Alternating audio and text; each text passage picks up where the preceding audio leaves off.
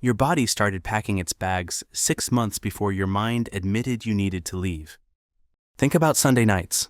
That specific knot in your stomach when the weekend ends and you realize you have to go back to pretending things are fine. Your nervous system doesn't lie like your mind does. Your body stays constantly stressed. Your stress shoots up when their name appears on your phone. You're living in constant fight or flight, except you're doing neither. You're freezing.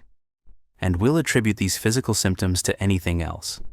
Maybe I need more coffee. Maybe it's work stress. Maybe I'm getting sick. Meanwhile, your body is screaming, "It's the relationship," louder than a fire alarm you're determined to ignore. Watch for these signals. Tension headaches that appear on date nights. That exhaustion after spending time together, not the good kind, but the bone-deep drainage of emotional labor. The relief you feel when plans get canceled. That relief? That's your nervous system celebrating a brief return to safety. Chapter 1. The 3 Conversations Framework. Every breakup has 3 conversations. The one in your head, the one with your friends, and the one that actually happens. And they're nothing alike. The conversation in your head? That's your Oscar-winning performance. You're eloquent. They understand immediately. You've rehearsed this speech so many times, you could deliver it backwards. In the shower, on your commute, while doing dishes. You've practiced this moment everywhere, except where it matters. Then there's the conversation with your friends. This is where honesty starts leaking out. Your friends have been watching this slow-motion car crash for months. They're placing actual bets on when you'll finally do it. But the real conversation? It's messier than you imagined. You'll forget your main points. They'll cry when you expected anger. Or worse, they'll seem relieved. The dog will somehow become the main topic for 20 minutes. You'll accidentally agree to think about it when you meant to be definitive. The framework that actually works. Keep it under 5 minutes, use I statements exclusively, and whatever you do not offer friendship as a consolation prize. Chapter 2. Clarity is kindness. We think we're being kind by softening the blow, but ambiguity is actually cruelty in disguise. You know what's truly unkind? Leaving someone in limbo. Saying, "I need space," when you mean this is over. Saying, "Let's take a break," when you've already downloaded dating apps. Using "it's not you, it's me," when it's definitely them and everyone knows it. Your brain on false hope is like a gambling addict at a slot machine. Every mixed signal hooks them deeper. They're literally getting addicted to the uncertainty you're creating. It's emotional torture disguised as mercy. We become walking HR departments. It's not working out. We're moving in different directions. I need to focus on myself. Corporate breakups speak that means nothing and explains less. Meanwhile, honesty is simpler. I don't want this anymore. That's a complete sentence. Real kindness sounds like this. This relationship is ending. You deserve someone who's sure about you, and I'm not that person. I've made my decision, and it's final. No room for false hope to grow like weeds in the cracks of your ambiguity. Sometimes the honest truth isn't, "This is terrible." It's, "I care about you, but this isn't my future." Not every breakup has a villain. We want different things. Or, "I love you, but I'm not in love with you anymore." These truths hurt, but deserve to be spoken clearly. Chapter 3. The Breakup Conversation. The conversation that matters happens in 8 minutes or less. Not 8 hours, not 8 attempts, 8 minutes. Location matters. Not in bed, not in the car where they're trapped, and definitely not at their favorite restaurant, turning it into a crime scene. Choose neutral territory. Their place is ideal. You can leave. Start with the ending. No build-up? No, we need to talk about our relationship. You begin with, "I've made the decision to end our relationship." The Band-Aid isn't ripped off. It's vaporized. After this, just details remain. People mess up by continuing to talk. They over-explain, justify, provide a PowerPoint presentation of reasons. Meanwhile, the other person stopped listening at "end our relationship," and their brain is now screaming static. Your script is 3 sentences. "I've decided to end our relationship. This decision is final. I know this is painful, and I'm sorry for the hurt this causes." Then comes the hardest part. You stop talking. You sit in their emotion. You don't comfort. You don't take it back. You don't soften. You let them feel what they need to feel. Your job was to be honest, not to manage their reaction. Chapter 4. The first 48 hours. The first 48 hours after a breakup are like psychological triage. Your brain is in full panic mode, flooding you with chemicals designed to make you go back. Hour 1 through 6. You're in shock. You might feel nothing or a weird euphoria. That's normal. You just performed emotional surgery on your life. Your brain is protecting you with numbness. Then comes the doubt tsunami. Hour 7 through 24. Your brain starts its campaign. Remember that cute thing they did 3 years ago? Let's forget why you left and panic about dying alone. This is when you'll do something stupid, like drafting the "I made a mistake" text. You'll write 19 versions. Don't. This is just withdrawal, not wisdom. Hour 25 through 48 is when you need a plan. Delete their number. Mute their stories, their friends, their mother's Facebook. Pack their stuff in a box. Don't sort through it like a museum curator. And you tell someone. Not everyone, but someone. Because isolation plus doubt equals terrible decisions. Chapter 5. Digital disentanglement. Modern breakups happen twice. Once in real life and once online, and the digital one is somehow worse. The shared Netflix account becomes a battlefield. Spotify Wrapped will expose your emotional timeline to everyone. Technology has made breaking up a technical support nightmare. Your digital evacuation plan. First, the passwords. Update immediately. They don't get to know you're rewatching The Office for comfort. The social media question isn't to block or not to block.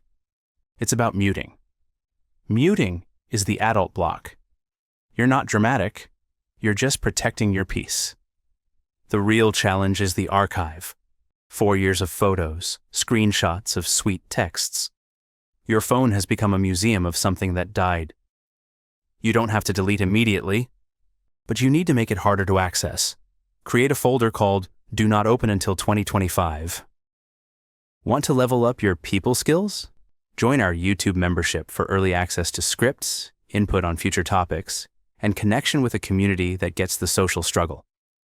Click join below, and let's master human interaction together. Chapter 6. Grief isn't linear. Thursday will hurt more than Monday, and that's going to mess with your head. You'll think you're healing in a straight line. Day 1 hurts most, day 2 slightly less. By day 30 you're fine. Right? Wrong. Grief is a spiral staircase in a funhouse. You're going up, but also around. Sometimes backward, occasionally through a trap door. Week 1, you're powered by adrenaline and decision validation. Week 2, reality sets in. But week 3 is when your body realizes they're not coming back. You'll smell their perfume in a grocery store and have to leave your cart. Waves of grief come without warning. You're fine. You're fine. You're fine. Then you see they posted a photo, and you're drowning. The song plays. The restaurant appears. Someone uses their phrase, and suddenly you're back at the beginning. You'll miss things you didn't even like. Their annoying laugh, the way they loaded the dishwasher wrong. Your brain doesn't discriminate in grief. It just misses the familiar, even if the familiar was terrible. And sometimes, you're grieving something that was actually good. That's okay too. Good things can end without becoming bad things. You're allowed to miss something that simply wasn't meant to last forever. Not every ended story is a tragedy. Some are just complete. So, you create new mental patterns. Every time you don't text them, you're building strength. Every morning you wake up without them, you're rewiring. It's not about forgetting. It's about remembering who you were before them and who you're becoming after. Chapter 7. Reclaiming your identity. You became half of something, and now you have to remember how to be whole. For years, you were someone's partner first. Your decisions were committee meetings. Your preferences got averaged out with theirs. You stopped watching shows they didn't like. You became a democracy when you were born to be a sovereign nation. Now comes the identity inventory. What music did you stop listening to? What friends did you drift from? What dreams did you mark as unrealistic? You might not even like sushi. You just ate it twice a week for 3 years because they loved it. The freedom is overwhelming at first. This is reconstruction paralysis. And it's temporary. Maybe you didn't lose yourself completely. Maybe you just grew differently. Not all influence is manipulation. Sometimes we just evolve through proximity. Start small. Order coffee the way you actually like it. Rearrange the furniture. Text the friend they thought was too much.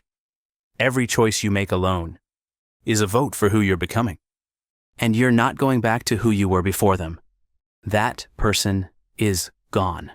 You're becoming version 3.0, debugged, updated, with better boundaries. Chapter 8. The Neurochemistry of Heartbreak. Your brain is literally going through withdrawal from a drug called your ex. Every time you were together, your brain released feel-good chemicals. You became addicted to their presence. Now you're detoxing, and your brain is not happy about it. This is why you physically hurt. Your body doesn't distinguish between physical and emotional pain. That's why they call it heartbreak. Ancient humans knew what modern research just confirmed. How to hack your recovery. Exercise floods you with natural feel-good chemicals. We're talking exhaustion-level cardio run until you can't think. Sunlight helps your mood. 20 minutes within an hour of waking. Cold showers shock your system. The gasp reaction resets your nervous system. And the weird one, watch horror movies. Your brain can only process one type of fear at a time. Scared of zombies? Can't think about dying alone. Chapter 9.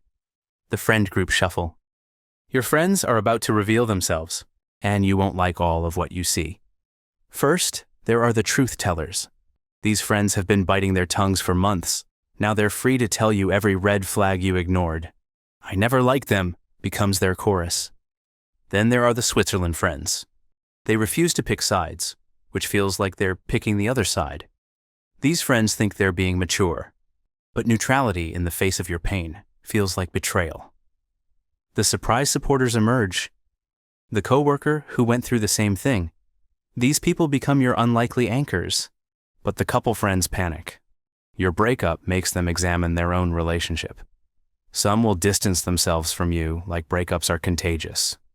Build your post-breakup cabinet. You need different friends for different support. Create your emotional support government. Chapter 10. The Growth Hidden in Grief. Breakups are terrible and also the most effective personal development program you never signed up for.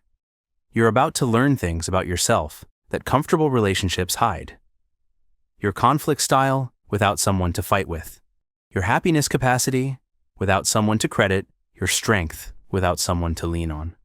Pain is a terrible teacher, but an excellent examiner. It tests what you thought you knew about yourself. Can you be alone? Can you self-soothe? Can you rebuild? The answer is yes, but you have to fail the test first. You develop emotional regulation because no one's there to regulate for you. You find your voice because no one's there to speak for you. Not every breakup means something was broken. Sometimes two good people just aren't good together. The growth isn't always about healing from harm. Sometimes it's about accepting that love isn't always enough. Incompatibility isn't failure. It's just math that doesn't add up. The person you become after a breakup is usually who you were meant to be all along. The relationship wasn't holding you back as much as holding you in place. You'll look back in a year and barely recognize the person who stayed so long. That's not failure. That's evolution. The breakup wasn't the ending of your story. It was the plot twist that made it interesting. You'll know you're healed when thinking about them feels like remembering a movie you saw once. Interesting plot, but not something you need to watch again. The signs are subtle. You forget their birthday until the day after. You hear they're dating someone and feel nothing. You can listen to the songs. Again, the opposite of love isn't hate. It's indifference, and indifference is freedom. But the real indicator, you stop comparing. New people aren't measured against them. They become irrelevant data from an old operating system you no longer run. You're ready for real love when you stop needing it, when your life is so full that a relationship would be addition, not completion. The next relationship will be different because you're different. You know your boundaries because you've felt them crossed. You know your values because you've compromised them before. You know your worth because you forgot it once. Breaking up isn't just an ending. It's prerequisites for the love you actually deserve. Every relationship that ends teaches you what the right one needs to begin. So thank them for leaving. They gave you back to yourself. Learned something new? Hit that like button, share it with others, tap subscribe, and stick around for more. Got thoughts? I'd love to hear them in the comments.